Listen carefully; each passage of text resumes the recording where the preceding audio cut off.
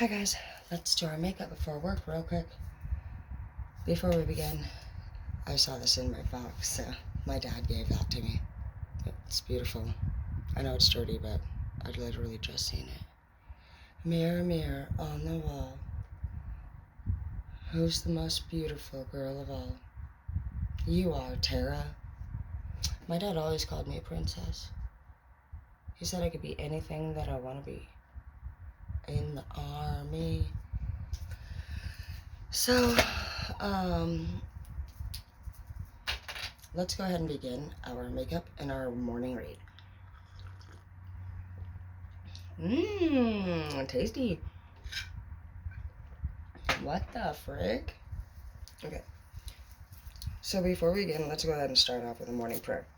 Praying is beautiful, and it's like, it's a acquired skill and something that we have to learn how to do.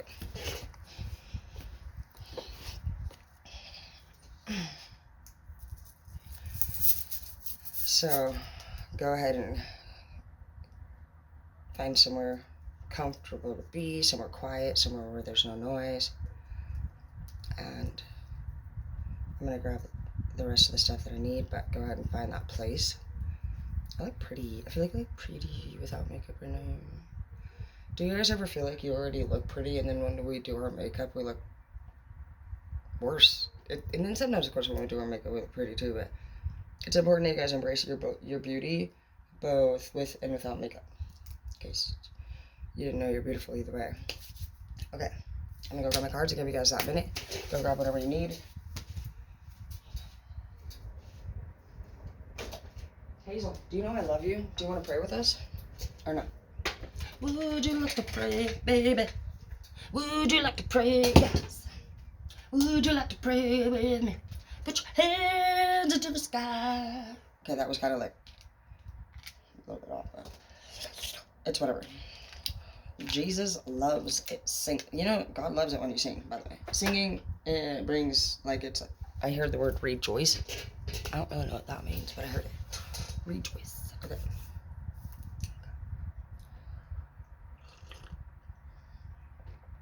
Okay.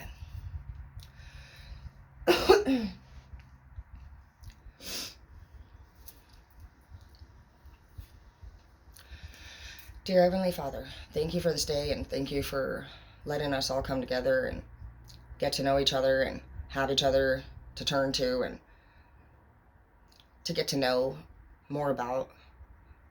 We understand that as different energies come together on this platform and this channel, that it's just an opportunity for every opposite to get to know the other.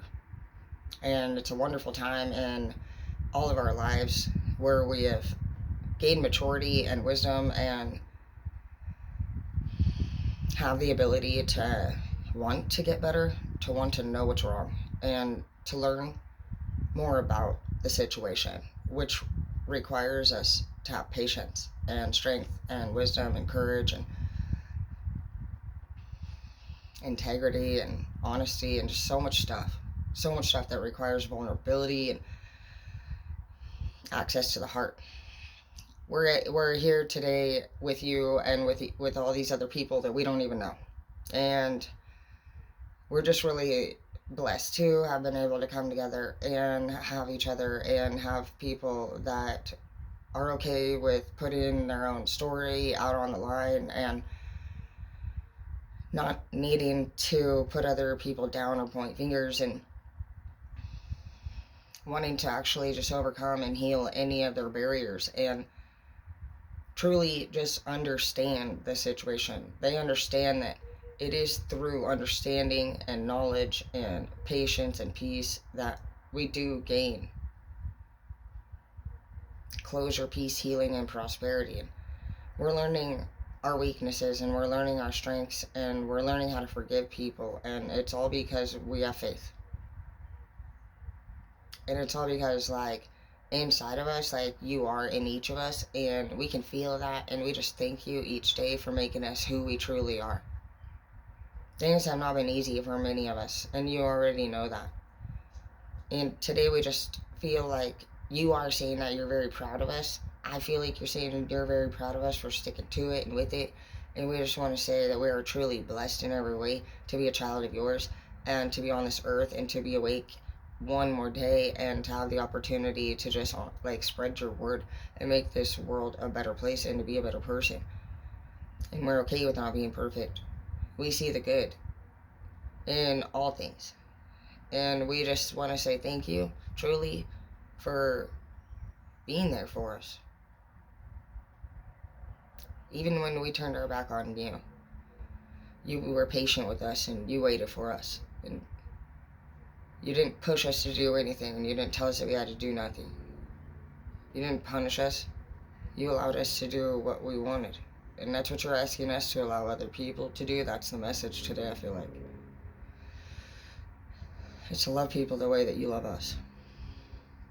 Patiently and kind. And without judgment. And accountability. With accountability.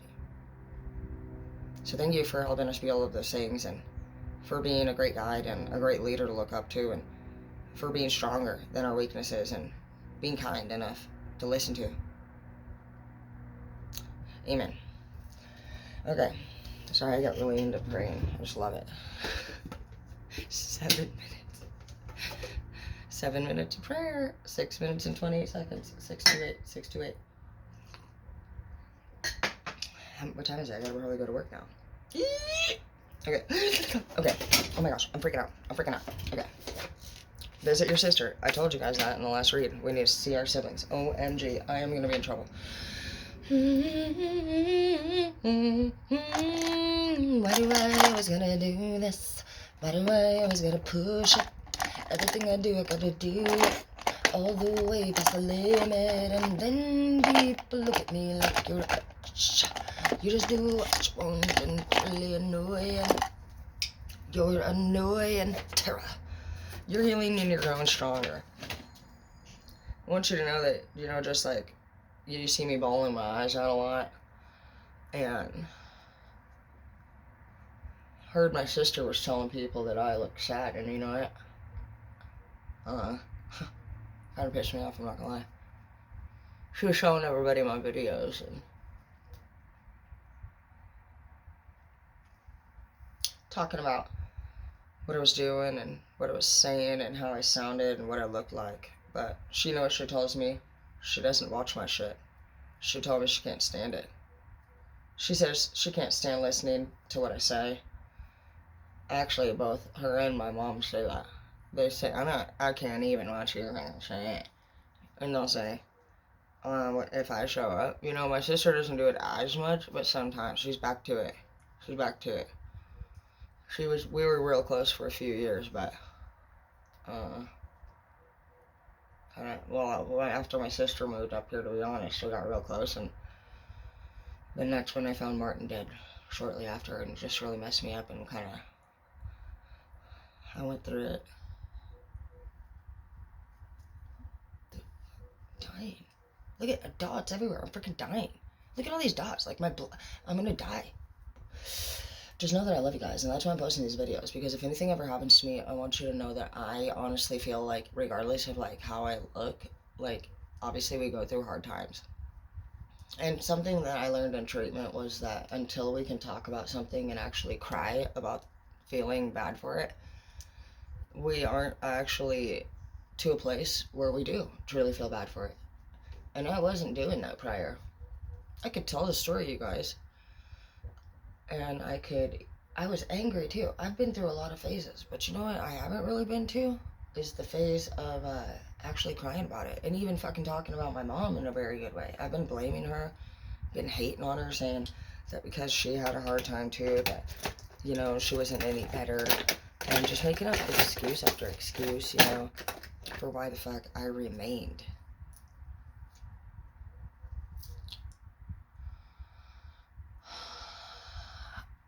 I feel like this is actually the time when I'm gonna actually find closure on this matter, and this is great. I didn't do that. I've never done that.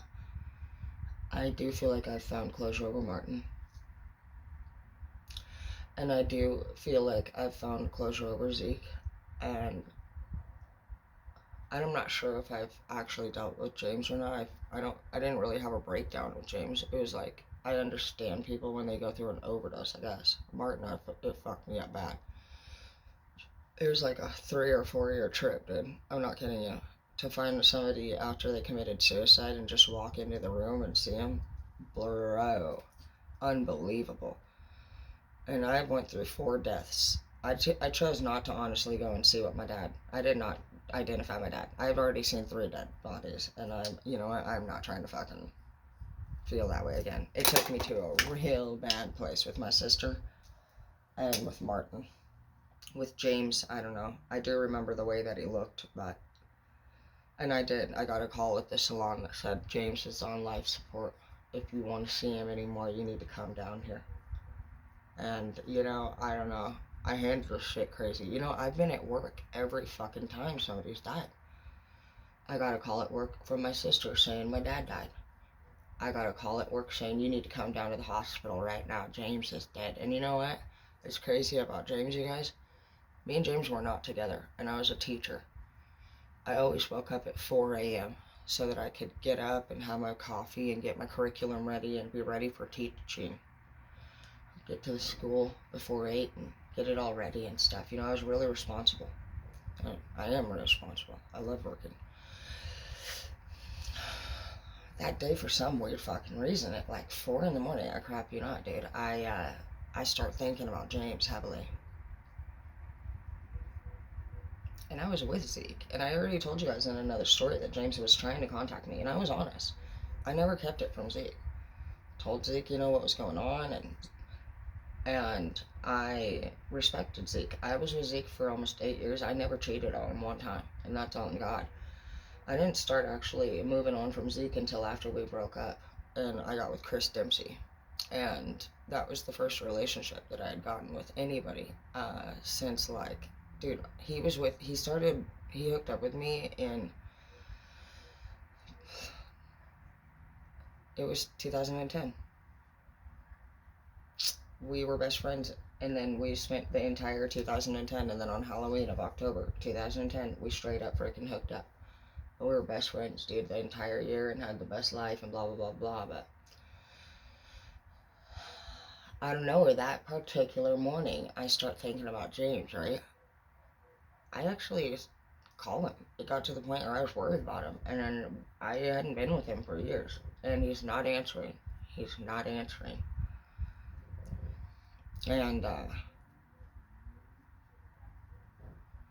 texted him too. Even though Zeke trips, he was a fucking native and he drank a lot of beer and he was gonna fucking go yaya on me. Even if I was honest, dude, Zeke don't care. He fucking is crazy. He fucking did not put up with nobody around me. He didn't like it. He held down the fort even as a baby Chihuahua puppy, you know what I mean? He fucking was not fucking around, dude. So it was like, you know what I mean? It was kind of freaky, but I still do it, right? Text him, are you okay? I don't know why, but I'm getting this overwhelming feeling to get a hold of James. He even had a whole nother girlfriend. What was her name? Mindy. Mindy was his girlfriend at the time. That's fine. I knew about Mindy. I saw that they were together. I thought they were actually legit doing good. I thought they were clean. Dude, why am I fucking an idiot, dude? I never notice these things. I don't know how I don't notice. I don't think God wants me to notice. Maybe he wants to keep me safe. I really think that's why I didn't meet up with them. I had a weird feeling not to meet up with them, but I text him, right? And I'm fucking like, hey, are you okay? Calling. I called him multiple times. He didn't answer. I'd go teach at the school. I was working 2 jobs at the time. I would teach from like 8 to 4:30, and then I hit the salon till 10 p.m. at night. I would drive out to the salon. I'm doing a hair color, and I get a call. Sure shit, dude, from his sister, which I'm really grateful for. Leslie, thank you, by the way. It's the only one in his whole family that respected me as his child's mom to fucking tell me that my man was dying. And I don't care if we were broke up or not. That's my fucking kid's dad, and I'm just so grateful that she even fucking told me. I would have never got to say goodbye to James. And I didn't even tell anybody at work. When I am at work and I get these calls, because I find Martin while at fucking lunch, drove it to his house to check on him at lunch, had to come back to the school and fucking run it as a teacher and the manager. It was nuts. Hold it together. Fucking James, I had to leave. I finished my whole client. I didn't even say anything. I act completely normal. That's what's weird about me, is that I can get so tripped out if somebody fucking spills something. But when it comes to handling dead bodies and death, I don't know. I go into this freaking crime scene investigator mode and I just handle it real calmly.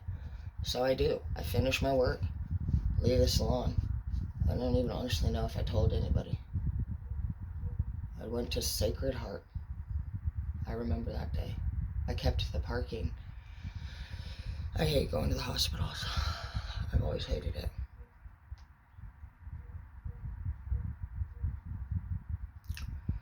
But I parked, and I remember going in there, and there was really nobody really in the waiting room. And when I got up there, he was up there, and he was dying. And he was very bloated, and you just know when somebody's gonna die because they bloat. And what I found out while I was there is that he had actually died he had OD'd around 4:35 a.m. in the morning. And by the time anybody had actually found him, he had passed away in an alley outside up here by the courthouse, walking around. He'd been up all night doinking around, and from what I know, he mixed uppers with downers. I'm assuming meth with heroin. I had heard that he'd gotten into heroin, and I did confront him about it. He was acting weird. But when you do that, you guys, you're sending two messages to the body. You're telling it to shut down. Heroin makes you guys, it does a completely different thing than the meth.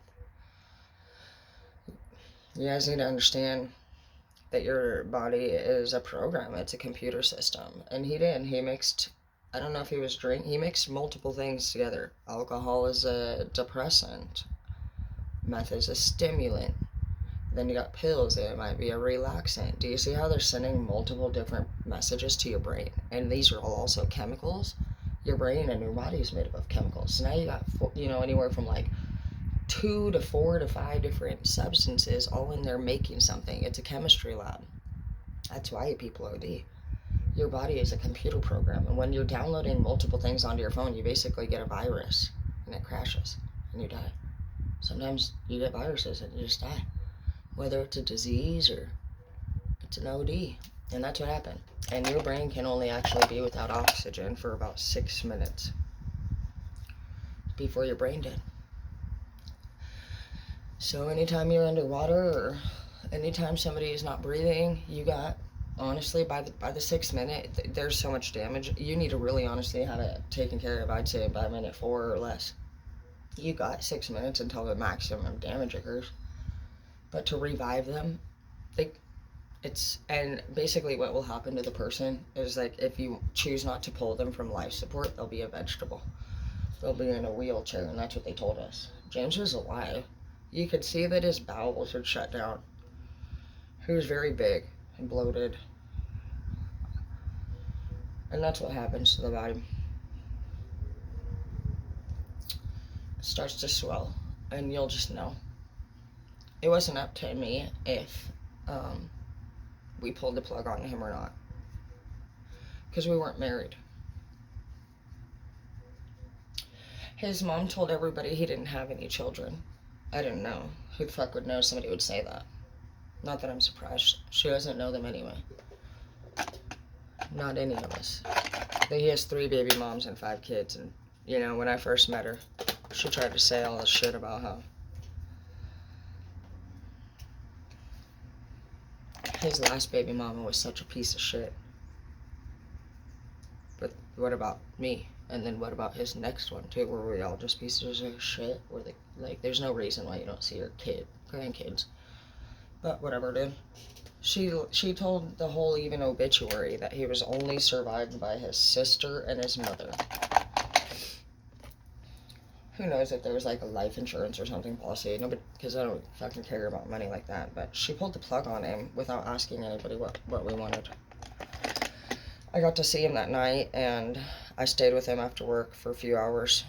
And I thanked Leslie for letting me know that he was there. And I just obviously, I did not even, because the doctor said that he had lost oxygen to the brain and that he more than likely wasn't going to come back.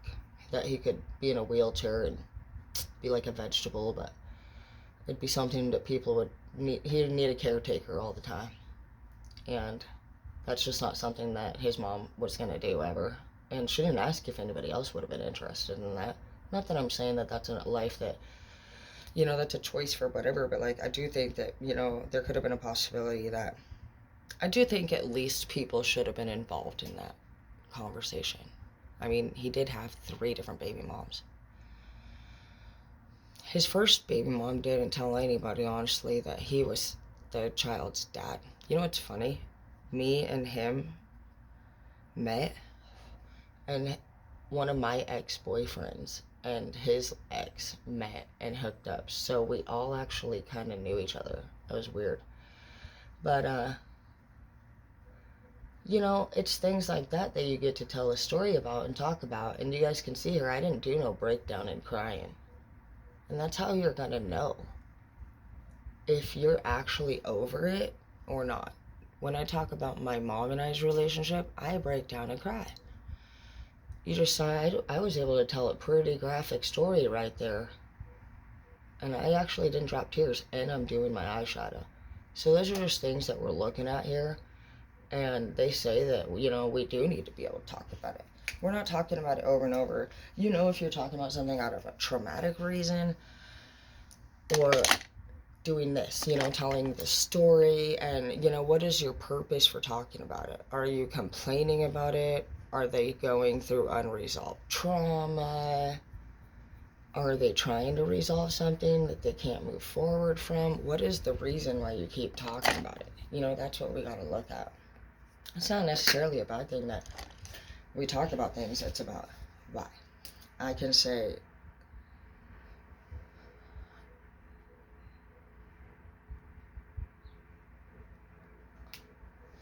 and that's just what it is, Sometimes,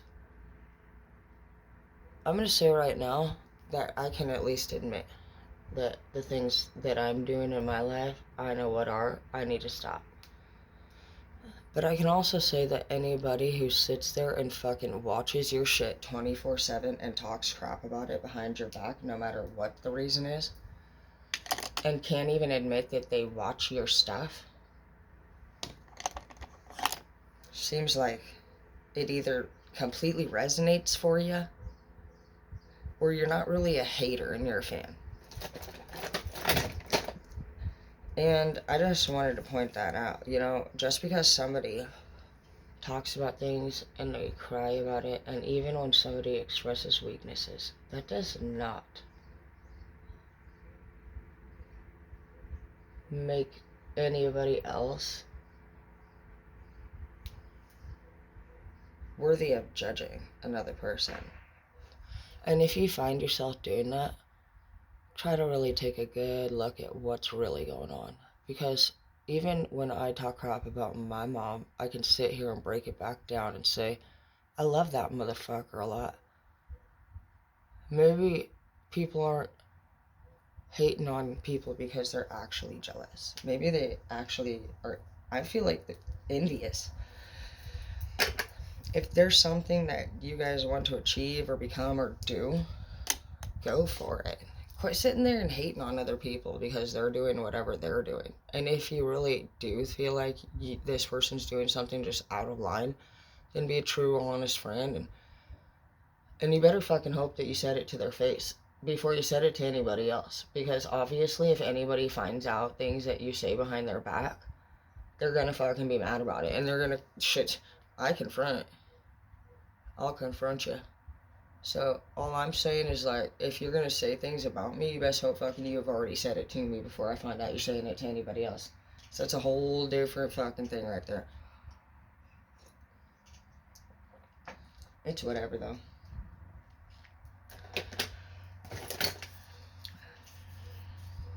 Visit my sister. But yeah, that's what it's saying. You're healing and you're growing stronger. And so when anybody's like, why is she doing that? Why are they doing that? Maybe they're healing and growing stronger. Maybe they don't have to just be crying because they're sad or they look weird or sad in the video or this person's depressed. Sure as fuck. I'm sure we're all depressed. Are you not too? Are you fucking, why are you throwing words around, bro, that you are going through as well? Anything that you're paying close attention to obviously resonates with you. And you know, just as irritating as having people sit there and fucking make fun of anything that you're doing. And then on the low, they're literally fucking they're watching it. They're actually looking into it. But when people ask them about why, or if they, it's like they're actually so interested in it that they can't help but want to talk about it too. And so how do they talk about what you're doing and sound like they're still against it? Well, they talk shit about it. They'll talk shit about it. Okay, well, last time I checked, I don't sit there and go and like look into things that piss me off. Like Pam Burwell, I hate the bitch. I never look up her shit, dude. And if I see anybody on my fucking social media that I don't like, their face makes me want to Ralph in right there on the phone, and I instantly block them. I'm sorry, but I don't think it's normal to sit there and stalk people's accounts that you supposedly don't watch or like, and then run your mouth and then say to other people how weird they look or how dumb they look or how whatever the fuck they look. I wouldn't fucking know what my enemies look like unless I accidentally see them, and it doesn't make me feel good at all, and I hope it doesn't happen again. I actually take safety measures to make sure it doesn't happen again. I don't go and try to hunt them down and see what they're up to and fucking talk crap about it. So just take a good look at that. It's really frustrating, honestly, to be the person that's trying to like deal with what they're going through, and I am. I obviously work, I pay my bills, and I take care of my daughter, and I have a lot of responsibilities. People that don't work and they have people they live with and they don't have to do these things by themselves have a lot of free time, is all I'm saying.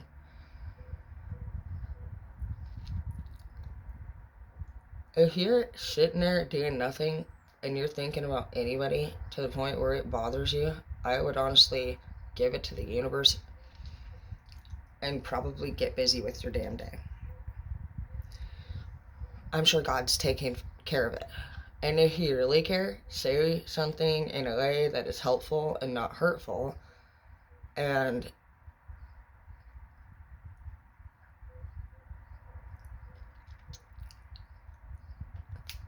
no matter what this person chooses to do with that information, you should be as strong as you're freaking saying that we are not, and move the fuck on with your damn day, and just have that ability to focus on yourself, is all I'm saying. So if you're somebody, maybe you have a sister like that, and that's what I need to tell her too, so I'll hit her up. I'll tell her that today, since I'm all over here like saying whatever I said. But I did talk to her last night. I said, why did you say this stuff? And she actually did respond. And me and my sister are best friends, so I don't really actually want to fight with her. But I'm also not gonna just fucking hear that shit and not deal with it. And I'd already heard it earlier in the, like, last week I'd heard something, and I knew then that it was coming from her. And then I also heard something this week that confirmed it. And then last night when I asked her about it, she told me some truth. But she at least took the time to respond. And I thanked her for that, because I didn't want to just leave it on red, because I didn't really know what to say. I didn't really respond to anything that she said, really. I just said, thank you for responding. I love you, and have a good night. we don't owe people an explanation necessarily, even though we kind of do. I mean, they are our family, and they should get one. They're mean the world to us, and they probably will at some point. But don't worry about that being the first thing that you need to do. The first thing that you should do, if you feel offended, is just to be brave enough to say, hey, with kindness and firmness, you need to be kind and firm, and just say, what is going on? And you can, I think mine was like, I don't know, it was definitely less than 7 words, I'd say. Maximum, 8, 9.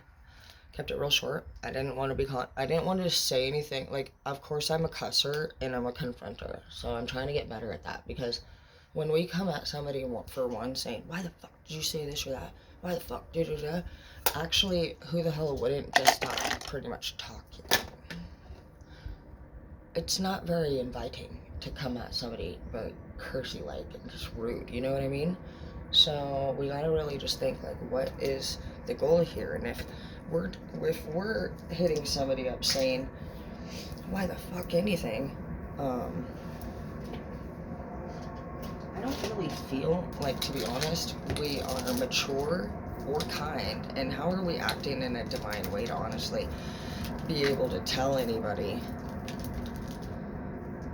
how the fuck or what the fuck anything? If we can't confront people about what we hear or have a problem with pretty much promptly and after thinking about it, and we can't do it in a kind way, then we don't need to be doing it yet. Don't just do anything out of haste or quickness. You need to make sure that you put some thought into it and really just think thoroughly about what you're trying to achieve here.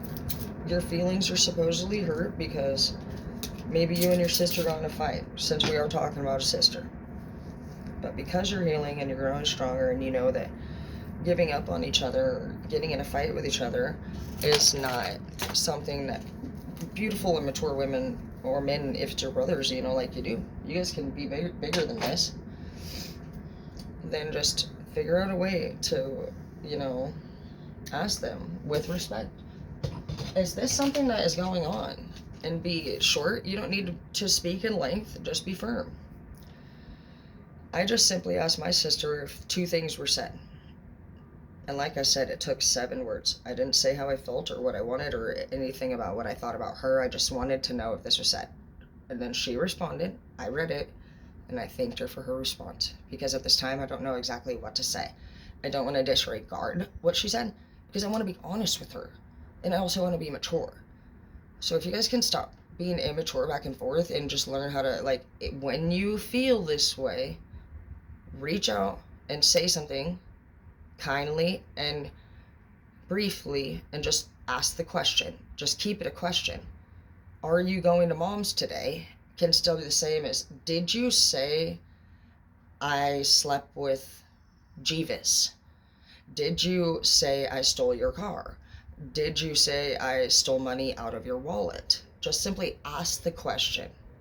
Even if it's awkward, even if it's rude, even if you feel pissed when you say it, ask the question, read the response, and take the time that you need to respond again. But this isn't like rivalry. This isn't anything like that. You guys are family, and this can go with anything. So if that is, if you're fighting with anybody, just simply let's ask the question today, see what they say, and then your job is to respond kindly and think thoroughly about your response. And we'll go over what we're going to say maybe together tonight, so that we can learn how to properly communicate and solve these problems and resolve issues with our family and stay close to each other. I love you, Tasha.